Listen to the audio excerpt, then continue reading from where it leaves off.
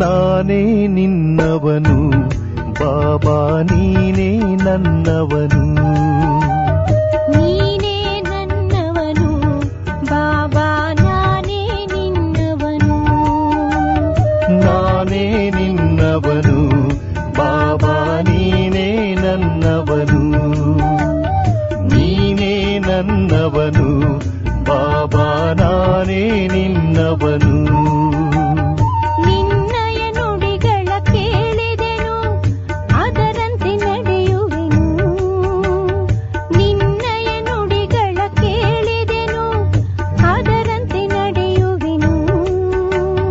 ನಿನ್ನಯ ಪ್ರೀತಿಯ ಕಂದನು ನಾನು, ನಿನ್ನಯ ಮಡಿಲನು ಸೇರಿಹೆನು. ನಿನ್ನಯ ಪ್ರೀತಿಯ ಕಂದನು ನಾನು, ನಿನ್ನಯ ಮಡಿಲನು ಸೇರಿಹೆನು, ನಿನ್ನಯ ಮಡಿಲನು ಸೇರಿಹೆನು. ನಾನೇ ನಿನ್ನವನು ಬಾಬಾ ನೀನೇ ನನ್ನವನು, ನೀನೇ ನನ್ನವನು ಬಾಬಾ ನಾನೇ ನಿನ್ನವನು.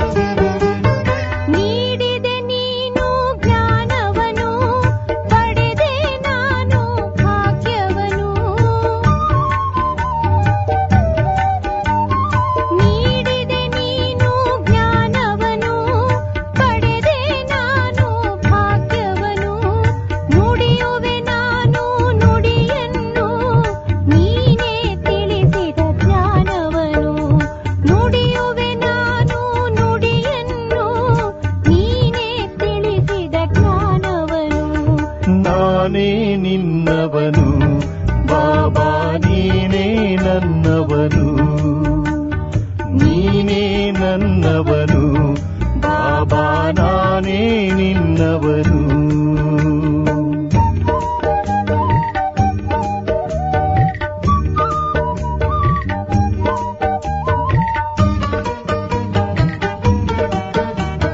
ನಿನಗಾಗಿ ನಾನು ಬದುಕಿಹೆನು, ನಿನ್ನನೆ ನಾನು ನಂಬಿಹೆನು. ನಿನಗಾಗಿ ನಾನು ಬದುಕಿಹೆನು, ನಿನ್ನನೆ ನಾನು ನಂಬಿಹೆನು. ತಂದೆಯು ನೀನು ತಾಯಿಯು ನೀನು, ಬಂಧು ಬಳಗ ಎಲ್ಲವೂ ನೀನು.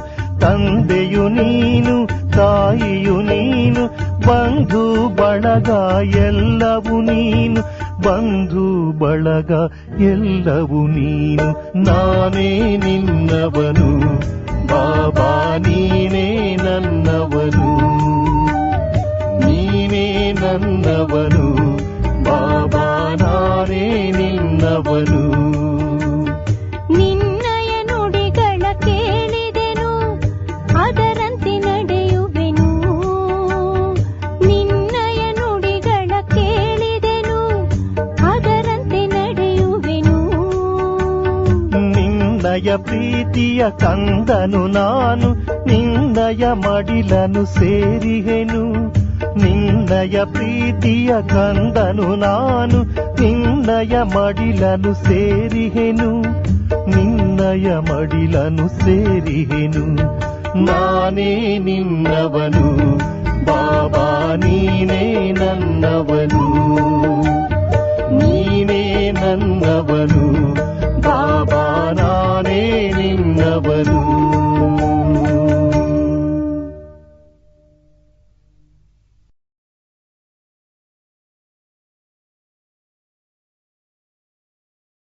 ಓಂ ಶಾಂತಿ. ಇಂದಿನ ದಿನಾಂಕ 18/8/2023. 26 ಪ್ರಾರ್ಥ ಮುರಳಿ ಬಾಪ್ ತಾದ ಮಧುಬನ. ಮಧುರ ಮಕ್ಕಳೇ, ಹೇಳಿಕೆ ಕೇಳಿಕೆ ಮಾತುಗಳ ಮೇಲೆ ವಿಶ್ವಾಸವನ್ನು ಇಡಬೇಡಿ. ಒಂದು ವೇಳೆ ಯಾರಾದರೂ ಉಲ್ಟಾ ಸುಲ್ಟಾ ಮಾತುಗಳನ್ನು ತಿಳಿಸಿದರೆ ಒಂದು ಕಿವಿಯಿಂದ ಕೇಳಿ ಇನ್ನೊಂದು ಕಿವಿಯಿಂದ ತೆಗೆದು ಹಾಕಿರಿ. ಪ್ರಶ್ನೆ: ಯಾವ ಮಕ್ಕಳು ಜ್ಞಾನದ ಖುಷಿಯಲ್ಲಿರುವರೋ ಅವರ ಚಿಹ್ನೆಗಳೇನಿರುವುದು? ಉತ್ತರ: ಅವರು ಹಳೆಯ ಕರ್ಮ ಭೋಗದ ಲೆಕ್ಕಾಚಾರವನ್ನು ಆ ಖುಷಿಯಲ್ಲಿ ಮರೆಯುತ್ತಾ ಹೋಗುತ್ತಾರೆ. ಜ್ಞಾನದ ಖುಷಿಯಲ್ಲಿ ದುಃಖ, ನೋವು, ಚಿಂತೆಯ ಪ್ರಪಂಚವೇ ಮರೆತು ಹೋಗುತ್ತದೆ. ಬುದ್ಧಿಯಲ್ಲಿರುತ್ತದೆ, ಈಗಂತೂ ನಾವು ಖುಷಿಯ ಪ್ರಪಂಚಕ್ಕೆ ಹೋಗುತ್ತಿದ್ದೇವೆ. ರಾವಣನು ಶಾಪಗ್ರಸ್ತರನ್ನಾಗಿ ಮಾಡಿ ದುಃಖಿಯನ್ನಾಗಿ ಮಾಡಿದ್ದನು. ಈಗ ತಂದೆಯು ಆ ದುಃಖದ ಚಿಂತೆಯ ಪ್ರಪಂಚದಿಂದ ಬಿಡಿಸಿ ಖುಷಿಯ ಪ್ರಪಂಚದಲ್ಲಿ ಕರೆದುಕೊಂಡು ಹೋಗಲು ಬಂದಿದ್ದಾರೆ. ಗೀತೆ: ನಿಮ್ಮನ್ನು ಪಡೆದ ನಾನು ಜಗತ್ತನ್ನೇ ಪಡೆದೆನು. ಓಂ ಶಾಂತಿ. ಮಧುರಾತಿ ಮಧುರ ಆತ್ಮಿಕ ಮಕ್ಕಳು, ಗೀತೆಯನ್ನು ಕೇಳಿದ್ದೀರಿ. ಅವಶ್ಯವಾಗಿ ಮಕ್ಕಳಿಗೆ ರೋಮಾಂಚನವಾಗಬೇಕು, ಏಕೆಂದರೆ ಖುಷಿಯಂತಹ ಔಷಧಿ ಇಲ್ಲವೆಂದು ಗಾಯನವಿದೆ. ಈಗ ನೀವೆಲ್ಲ ಆತ್ಮಿಕ ಮಕ್ಕಳಿಗೆ ಬೇಅದ್ದಿನ ತಂದೆಯು ಸಿಕ್ಕಿದ್ದಾರೆ.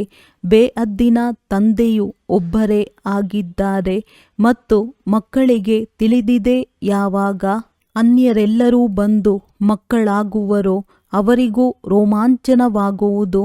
ನೀವು ತಿಳಿದುಕೊಂಡಿದ್ದೀರಿ, ನಮ್ಮ ರಾಜ್ಯವಿತ್ತು, ನಂತರ ರಾಜ್ಯವನ್ನು ಕರೆದುಕೊಂಡೆವು, ಈಗ ಪುನಃ ರಾಜ್ಯವನ್ನು ಪಡೆಯುತ್ತೇವೆ. ಭಾರತವಾಸಿಗಳಿಗಾಗಿ ಇದು ಖುಷಿಯ ಸಮಾಚಾರವಾಗಿದೆ ಇಲ್ಲವೇ? ಆದರೆ ಚೆನ್ನಾಗಿ ಕೇಳಿಸಿಕೊಂಡು ತಿಳಿದುಕೊಂಡಾಗ ಮಾತ್ರ.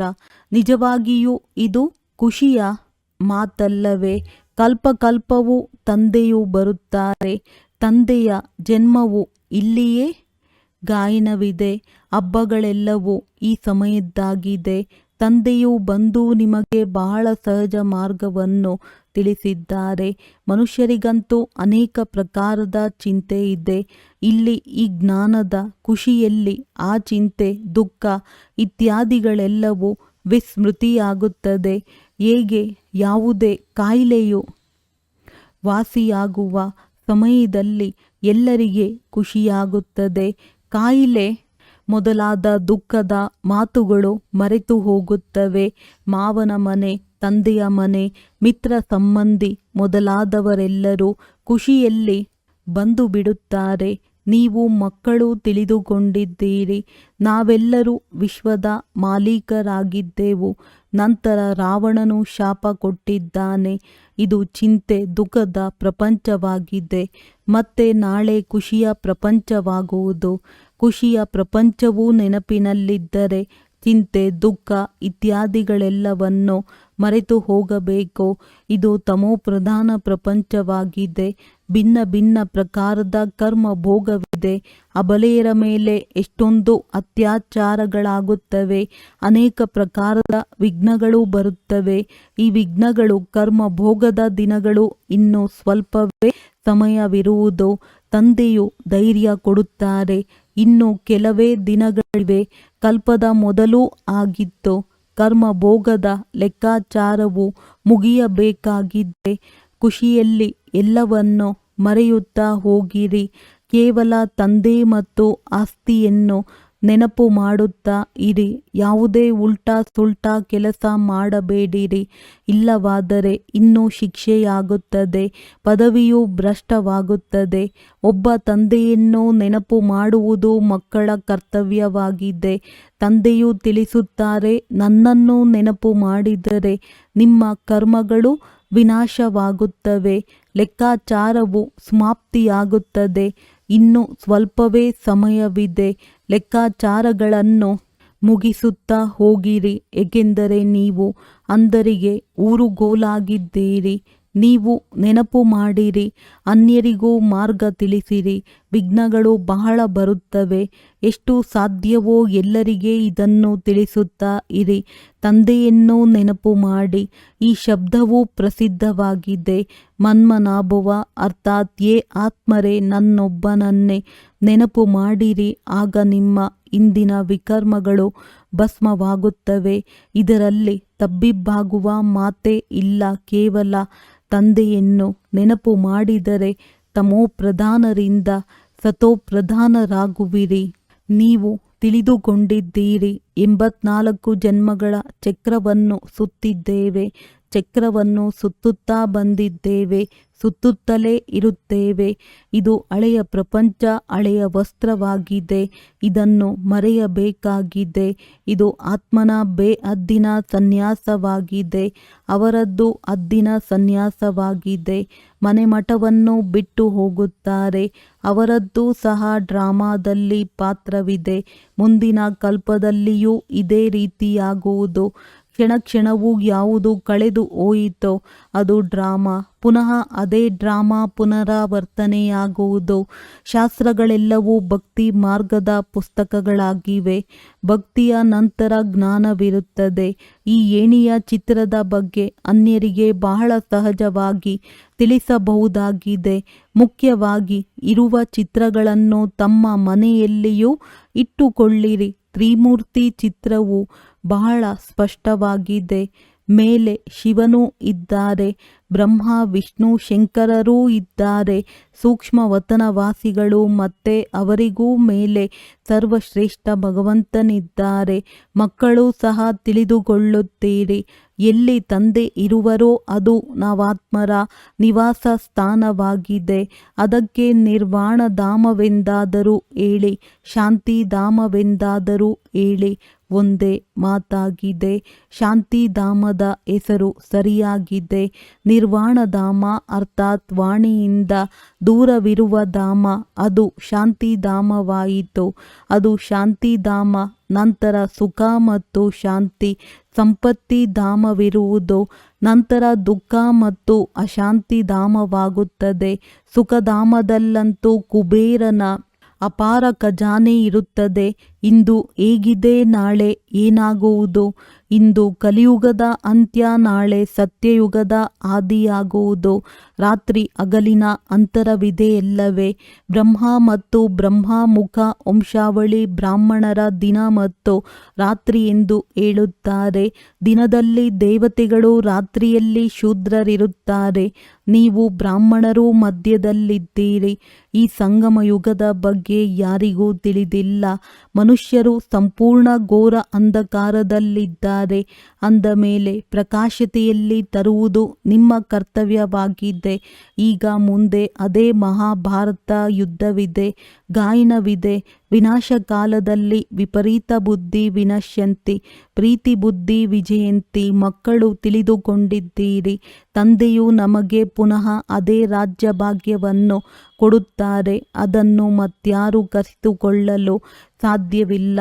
ದ್ವಾಪರದಿಂದ ರಾವಣನ ಪ್ರವೇಶತೆಯಾಗುತ್ತದೆ. ರಾವಣನು ನಮ್ಮ ರಾಜ್ಯವನ್ನು ಕಸಿದುಕೊಂಡಿದ್ದಾನೆ. ಅವನನ್ನು ಶತ್ರುವೆಂದೇ ತಿಳಿಯಿರಿ, ಏಕೆಂದರೆ ಶತ್ರುವಿನ ಪ್ರತಿಮೆಯನ್ನೇ ಮಾಡಿ ಸುಡುತ್ತಾರೆ. ರಾವಣನು ಬಹಳ ಹಳೆಯ ಶತ್ರುವಾಗಿದ್ದಾನೆ. ರಾವಣ ರಾಜ್ಯವೆಂದು ಹೇಳಿದ್ದಾರೆ, ಆದರೆ ಯಾರ ಬುದ್ಧಿಯಲ್ಲಿಯೂ ಬರುವುದಿಲ್ಲ. ಅಂದಾಗ ಘೋರ ಅಂಧಕಾರವೆಂದು ಹೇಳಬಹುದಲ್ಲವೇ? ಬೇಹದ್ದಿನ ತಂದೆಯು ಜ್ಞಾನಸಾಗರನಾಗಿದ್ದಾರೆ. ಅವರಿಗೆ ಜ್ಞಾನದಾತ, ದಿವ್ಯ ಚಕ್ಷುವಿದಾತನೆಂದು ಹೇಳುತ್ತಾರೆ. ಈಗ ನೀವಾತ್ಮರಿಗೆ ಜ್ಞಾನದ 3ನೇ ನೇತ್ರವು ಸಿಕ್ಕಿದೆ. ಮೊದಲು ಏನೂ ತಿಳಿದುಕೊಂಡಿರಲಿಲ್ಲ, ಈಗ ಎಲ್ಲವನ್ನೂ ತಿಳಿದಿದ್ದೀರಿ. ತಂದೆಯು ಜ್ಞಾನಸಾಗರನಾಗಿದ್ದಾರೆ ಅಂದ ಮೇಲೆ ಅವಶ್ಯವಾಗಿ ಜ್ಞಾನವನ್ನು ತಿಳಿಸುತ್ತಾರಲ್ಲವೇ? ಜ್ಞಾನವನ್ನು ತಿಳಿಸದೆ ಹೇಗೆ ಸಿದ್ಧವಾಗುವುದು? ನೀವು ನೋಡುತ್ತೀರಿ, ತಂದೆಯು ಜ್ಞಾನವನ್ನು ತಿಳಿಸುತ್ತಾರೆ. ಯಾವ ಜ್ಞಾನದಿಂದ ಅರ್ಧಕಲ್ಪ ಸದ್ಗತಿಯಾಗುತ್ತದೆ. ಭಕ್ತಿಯು ಅರ್ಧಕಲ್ಪ ನಡೆಯಬೇಕಾಗಿದೆ. ಜ್ಞಾನದಿಂದ ಸದ್ಗತಿಯು ಸಂಗಮ ಯುಗದಲ್ಲಿಯೇ ಆಗುತ್ತದೆ. ಮಕ್ಕಳ ಯಾವುದೇ ಮಾತು ಎಂದು ಗುಪ್ತವಾಗಿರುವುದಿಲ್ಲ. ತಂದೆಯು ತಿಳಿಸುತ್ತಾರೆ, ಯಾವುದೇ ಕೆಟ್ಟ ಕೆಲಸವಾದರೆ ತಿಳಿಸಿಬಿಡಿ. ತಂದೆಗೆ ಗೊತ್ತಿದೆ, ಕೆಲವರಿಂದ ಕೆಟ್ಟ ಕರ್ಮಗಳಾಗುತ್ತಿರುತ್ತವೆ. ರಾವಣ ರಾಜ್ಯವಲ್ಲವೇ? ಮಾಯೆಯು ಪೆಟ್ಟು ಕೊಡುತ್ತದೆ, ಆದರೆ ಬಹಳ ಮುಚ್ಚಿಡುತ್ತಾರೆ. ತಂದೆಯು ತಿಳಿಸುತ್ತಾರೆ, ಯಾವುದೇ ತಪ್ಪಾದರೆ ಕೂಡಲೇ ತಿಳಿಸುವುದರಿಂದ ಮುಂದಿನದಕ್ಕಾಗಿ ಯುಕ್ತಿಯೂ ಸಿಗುವುದು. ಇಲ್ಲದಿದ್ದರೆ ವೃದ್ಧಿಯಾಗುತ್ತಾ ಹೋಗುತ್ತದೆ. ಕಾಮ ಮಹಾಶತ್ರುವಾಗಿದೆ. ಬಾಬಾ ಮಾಯೆಯ ಬಹಳ ಹೋರಾಟಗಳು ಆಗುತ್ತವೆ ಎಂದು ತಂದೆಗೆ ಪತ್ರವನ್ನು ಬರೆಯುತ್ತಾರೆ. ಮಾಯೆಯಿಂದ ಸುರಕ್ಷಿತವಾಗಿರಲು ಅಂತಹ ಸದಾ ಯೋಗವು ಯಾರದ್ದೂ ಇಲ್ಲ. ಬಹಳ ದೇಹಾಭಿಮಾನವೂ ಬರುತ್ತದೆ. ಅನೇಕರು ಮಾಯೆಯ ಪೆಟ್ಟು ತಿನ್ನುತ್ತಾರೆ. ತಂದೆಯ ಬಳಿ ಎಲ್ಲ ಕಡೆಯಿಂದ ಸಮಾಚಾರ ಬರುತ್ತಿರುತ್ತದೆ. ಪತ್ರಿಕೆಗಳಲ್ಲಿಯೂ ಎಷ್ಟೊಂದು ಉಲ್ಟಾ ಸುಲ್ಟಾ ಹಾಕಿಬಿಡುತ್ತಾರೆ. ಇತ್ತೀಚೆಗೆ ಮನುಷ್ಯರು ಮಾತುಗಳನ್ನು ಎಷ್ಟು ಬೇಕಾದರೂ ಮಾಡಬಲ್ಲರು. ತಮೋಪ್ರಧಾನವಲ್ಲವೇ? ವ್ಯಾಸ ಮಹರ್ಷಿಗೆ ಯಾವಾಗ ರಜೋ ಬುದ್ಧಿ ಇತ್ತೋ ಆಗ ಯಾವ ಮಾತುಗಳನ್ನು ಕುಳಿತು ಬರೆದಿದ್ದಾರೆ. ತಂದೆಯು ಮಕ್ಕಳಿಗೆ ತಿಳಿಸುವುದೇನೆಂದರೆ, ಹೇಳಿಕೆ ಕೇಳಿಕೆ ಮಾತುಗಳಲ್ಲಿ ಎಂದೂ ವಿಶ್ವಾಸವನ್ನಿಡಬೇಡಿ, ಮುನಿಸಿಕೊಳ್ಳಬೇಡಿ. ಇಂಥವರು ಹೀಗೆ ಹೇಳಿದ್ದರು, ಹೀಗೆ ಮಾಡಿದ್ದರು ಎಂದು ತಲೆಯೇ ತಿರುಗಿಬಿಡುತ್ತದೆ. ತಮೋಪ್ರಧಾನ ಪ್ರಪಂಚವಾಗಿದೆ. ಮಾಯೆಯು ಬೀಳಿಸುವ ಪ್ರಯತ್ನ ಪಡುತ್ತದೆ ಎಂದು ತಿಳಿದುಕೊಳ್ಳುವುದೇ ಇಲ್ಲ. ಯಾರಾದರೂ ಸುಳ್ಳು ಮಾತುಗಳನ್ನು ತಿಳಿಸಿದ್ದರೆ ಒಂದು ಕಿವಿಯಿಂದ ಕೇಳಿ, ಇನ್ನೊಂದರಿಂದ ತೆಗೆದುಬಿಡಿ. ಅನ್ಯರಿಗೂ ಇದೇ ಸಂದೇಶವನ್ನು ಕೊಡುತ್ತಾ ಇರಿ. ತಂದೆಯು ತಿಳಿಸುತ್ತಾರೆ, ನಾನು ಸಂದೇಶವನ್ನು ತೆಗೆದುಕೊಂಡು ಬರುತ್ತೇನೆ. ಈಗ ಏ ಆತ್ಮರೇ, ಶ್ರೀಮತದಂತೆ ನಡೆಯಿರಿ. ನನ್ನ ಸಂದೇಶ ನೀಡಿ. ಕೇವಲ ನನ್ನೊಬ್ಬನನ್ನೇ ನೆನಪು ಮಾಡಿರಿ. ಯಾರು ನೆನಪು ಮಾಡುವರೋ ಅವರು ತಮ್ಮದೇ ಕಲ್ಯಾಣ ಮಾಡಿಕೊಳ್ಳುವರು. ಆತ್ಮವೇ ನೆನಪು ಮಾಡಬೇಕಾಗಿದೆ. ಆತ್ಮವೇ ಮರೆಯುತ್ತದೆ. ಈಗ ತಂದೆಯ ಶ್ರೀಮತ ಸಿಗುತ್ತದೆ. ಇದರಲ್ಲಿ ಆಶೀರ್ವಾದ ಅಥವಾ ದಯೆ ಇತ್ಯಾದಿಗಳೇನನ್ನೂ ಕೇಳುವಂತಿಲ್ಲ. ಕೇವಲ ತಂದೆಯನ್ನು ನೆನಪು ಮಾಡಬೇಕು ಮತ್ತು ಅನ್ಯ ಮಾತುಗಳನ್ನು ಕೇಳುವ ಅವಶ್ಯಕತೆಯೇ ಇರುವುದಿಲ್ಲ. ಸೃಷ್ಟಿ ಚಕ್ರವು ಹೇಗೆ ಸುತ್ತುತ್ತದೆ ಎಂಬುದನ್ನಂತೂ ಕೇಳಿದ್ದೀರಿ. ಇದರಲ್ಲಿ ಯಾವುದೇ ಕಿರಿಕಿರಿ ಮಾತಿಲ್ಲ.